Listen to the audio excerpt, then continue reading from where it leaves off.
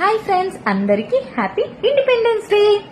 But నాకు ఒక విషయం అయితే చెప్పండి, అందరూ హ్యాపీగా ఇండిపెండెంట్గా ఉంటున్నారా? నాకు చెప్పండి.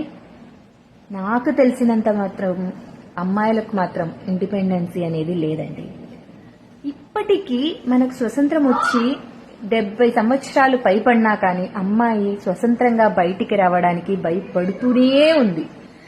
అమ్మాయిని కన్నా తల్లిదండ్రులు కూడా భయపడుతున్నారు. కనీసం చిన్న పిల్లల్ని కూడా ఈ సమాజంలో వదిలిపెట్టట్లేదు.